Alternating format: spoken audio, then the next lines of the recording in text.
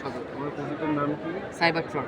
এটার কাজ কি একটু সংক্ষেপে বলো। আচ্ছা, এটা হলো একটা রোবোটিক ট্যাঙ্ক, যেটা আমাদের মনস্টার ট্রাক এবং নরমাল ট্যাঙ্কের আইডিয়াকে সমন্বয় করে তৈরি করা হয়েছে। যেটা নরমাল ট্যাঙ্কের যে সমস্যাগুলো আছে সেটা দূর করতে সাহায্য করবে। আর যে নরমাল ট্যাঙ্কগুলোকে দেখে সেগুলো চাক্কা থেকে খেয়াল করে কিন্তু ব্যারেল আকৃতির লোহার চেইন দেওয়া থাকে। এটা বিভিন্ন ধরনের অসুবিধা আছে, যেমন এটা কিন্তু সব জায়গায় চলতে পারবে না।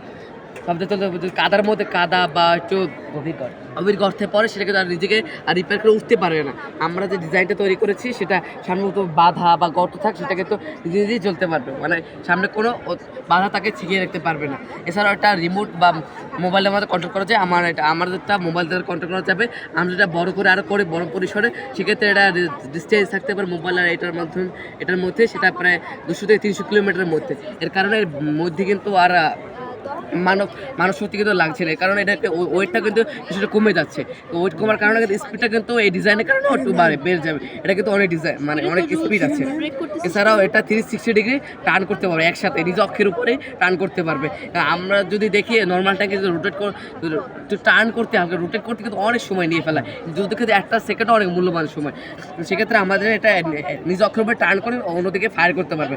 স্যার আরেকটা সিস্টেম রেখেছি, পিছন থেকে বহিঃশত্রু বা অনেক শত্রুর পক্ষ থাকলে এই যে উপরের যে শুটিং সিস্টেমটা আছে, ডাইরেক্ট পিছনে যে ডাইরেক্ট শুট করতে পারবে, সেটা প্রতিহত করতে পারবে। এখানে একটা প্রশ্ন হতে পারে যে আমরা তাহলে 360 সিস্টেমটা রাখলাম কেন?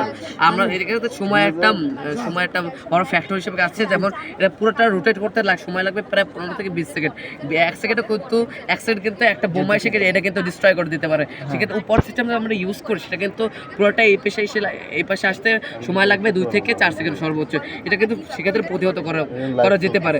এছাড়া আমরা রিমোটের ক্ষেত্রে একটা বিষয়টা এনেছি যে একটা রিমোটে একটা কন্ট্রোল করা যায় না, এক্ষেত্রে আমাদের দুটা পার্টিকুলার রিমোট লাগবে। কেউ বহু শত্রু বা কেউ রিমোটটা চুরি করে নেয়, তাহলে এটার কন্ট্রোল তার কাছে চলে যাবে, সে উল্টো আমাদের দেশের ক্ষতি করবে। সেক্ষেত্রে যদি পার্টিকুলার আলাদা রিমোট বানিয়েছি এবং দুইটা রিমোটের যদি একসাথে সমন্বয় করা হয় তাহলে এটা প্রপারলি তৈরি করা যাবে, প্রপারলি মুভ করানো যাবে।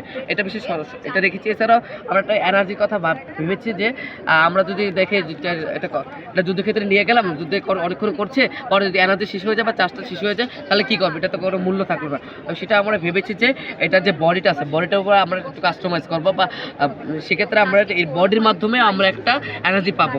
এক্ষেত্রে আমরা তাপমাপ নামে একটা সিস্টেম আছে, যেটা বাইরে তাপমাত্রা যদি 30 থেকে 35 ডিগ্রি সেলসিয়াস থাকে, সেটা ভিতরে নিয়ে ওইটা কনভার্ট করে ভিতরে নিয়ে যায় পারে 60 থেকে 70 ডিগ্রি, এরও বেশি নিয়ে যেতে পারে। তোমরা এটা কি বডি ইউজ করবা? সেটাই তো, ওইটা তাপমাপ নামে একটা সিস্টেম আছে, ওইটা একটা বডি আছে এরকম। ওইটা যদি ইউজ করি সেক্ষেত্রে দেখা যায় যে বাইরে যে 30 থেকে 35 ডিগ্রি সেলসিয়াস থাকবে। তাছাড়া যুদ্ধক্ষেত্রে একটু তাপমাত্রাটা বেশিই থাকে, হঠাৎ করে সেক্ষেত্রে 40 থেকে 45 ডিগ্রি হতে পারে। ক্ষেত্রে তুমি কি ইউজ করবে? এখানে যেমন এটা কি, এটা তো কাট টাইপের না? আমরা তো এটা কাট ইউজ করতে, আমরা তো এটা বডি মানে বডিটা কি দিয়ে তৈরি করতে? তাপমাপ নামে একটা সিস্টেম আছে, ওটাকে একটা বডি তৈরি করতে পারে আলাদা বডির উপর। এটা করছো কি? এটা তো প্লাইবোর্ড করতে, আমরা তো ওটা তোমরা হচ্ছে যে চাকা, হ্যাঁ তোমাদের চাকা এটা কি চাকা ইউজ করবে? তোমরা আমরা নরমাল যে চাকাগুলো অনেক জায়গায় যেতে হবে, ট্যাঙ্কগুলো অনেক বিভিন্ন ইয়াতে দেওয়া লাগে। হ্যাঁ আমি বলছি, আমরা যদি দেখি যদি নরমাল ট্যাঙ্কের ক্ষেত্রে যদি ফ্ল্যাট থাকে চাকাগুলো তো ওটা যে কোনো জায়গায় যেতে পারে, হয়তো একটু মুভমেন্টের সময় লাগে।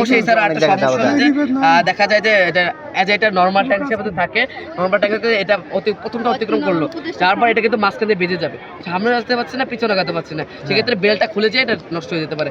আমরা যে ডিজাইনটা এনেছি সেক্ষেত্রে দেখা যায় প্রথমটা তুই অতিক্রম করতে পারে, অটোমেটিকলি বস্তুটা মাঝখানে চলে আসবে, মাঝখানে চলে আসে।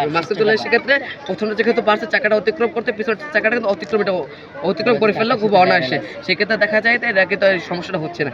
এখানে আমরা একটু দুঃখিত, আমাদের লোহার পাত না থাকার কারণে ব্যারেলটা দিতে পারি। ব্যারেলটা অবশ্যই থাকবে কিন্তু সিস্টেমটা আলাদা করছে, এটা ফ্ল্যাট ছিল, এটা আলাদা ত্রিভুজ আকৃতি করছে। আমরা মনস্টার ট্রাকের মতো, আমরা সবাই মনস্টার ট্রাক কিন্তু যে কোনো জায়গায় অনায়াসে ওই স্পিডে যেতে পারে, এই ধরনের সিস্টেমটা আমরা রাখার চেষ্টা করেছি।